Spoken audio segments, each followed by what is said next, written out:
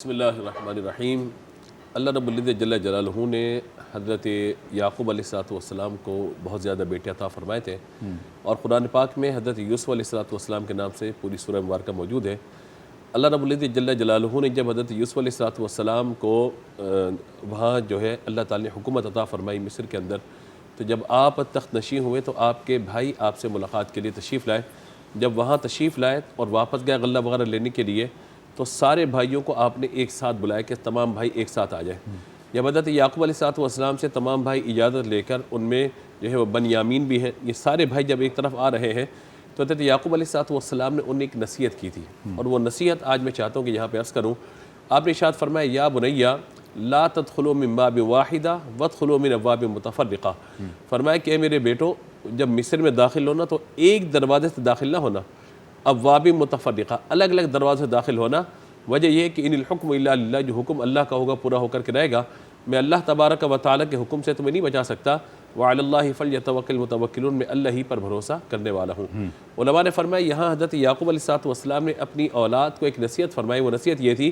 کہ جب تم ایک ساتھ جاؤ گے، ظاہر ہے کہ تم ایک ساتھ 12 بھائی، ایک ساتھ تمہارے مال و اسباب، جب ایک ساتھ جاؤ گے تو ہو سکتا ہے کسی حاسد کی نظر تم پہ پڑ جائے، جس کی وجہ سے تم اس کی نظر کی گرفت میں مبتلا ہو جاؤ۔ تو لہذا احتیاط کا تقاضا یہ ہے کہ ایک ساتھ داخل نہ ہونا، بلکہ الگ الگ داخل ہونا، تاکہ لوگ تمہیں پہچان نہ پائیں کہ ایک ساتھ اتنے سارے بھائی ایک ساتھ جو ہے وہ آ رہے ہیں۔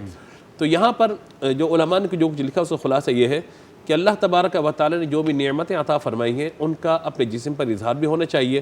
اگر ضرورت ہو تو اس نعمت کا شکر ادا کرنے کی نیت سے تحدیث نعمت کے طور پہ کس کو بتایا بھی جائے، لیکن ہر جگہ پر اپنی بات کرتے رہنا کہ میرے پاس تو یہ موجود ہے، میرے گھر میں اتنا پیسہ موجود ہے، میرے پاس جو ہے یہ مکان موجود ہے، ابھی تمہارے بھائی نے نا ابھی یہ لیا ہے، ابھی میں نے یہ خریدا ہے، وہاں اتنی بکنگ کروا دی ہے، تو کہا کہ اس طرح نعمتوں کو ظاہر کرنے سے نظر لگ جانے کا اندیشہ ہوتا ہے۔ تو یوں بھی اسی لیے وہ آپ نے دیکھا ہوگا کہ جب گھر سے نکلتے تھے تو کہا جاتا ہے بیٹا ماشاءاللہ ماشاءاللہ کہہ کے نکلے۔ یہ چھوٹے بچے ہوتے تو امائیں، پہلے ہوتا تھا، آپ کو تو نہیں پتا، ہمارے بچے بڑے ہو گئے، کہ بچے کو نا وہ تیار کر کے اس کو ٹیکا لگا دی تھوڑا سا یہاں پہ تاکہ نظر نہ لگے۔ اب وہ اس سے حفاظت کے لیے ظاہر ہے کہ حضور کی تعلیمات بھی ہیں، ہمارا دین بھی بتاتے ہیں ہمیں کہ ہر معاملے میں ہمیں احتیاط کرنے کی ضرورت ہے۔ وجہ یہ ہوتی ہے کہ جب آپ زبردستی کس کے سامنے اپنی واہ واہ کر رہے ہوتے ہیں، اپنی نعمتوں کو ظاہر کر رہے ہوتے ہیں، تو دو چیزیں ہوتی ہیں، سامنے والا یا تو احساس کمتری کا شکار ہوگا،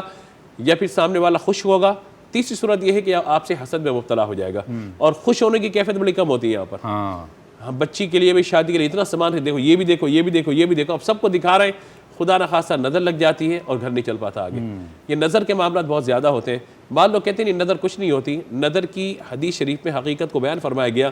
حضور صلی اللہ تعالیٰ علیہ وآلہ وسلم نے فرمایا العین حق، نظر لگنا حق ہے، اور اتنی بری چیز ہے یہ کہ اونٹ کو دیگ میں اور بندے کو قبر میں پہنچا دیتی ہے۔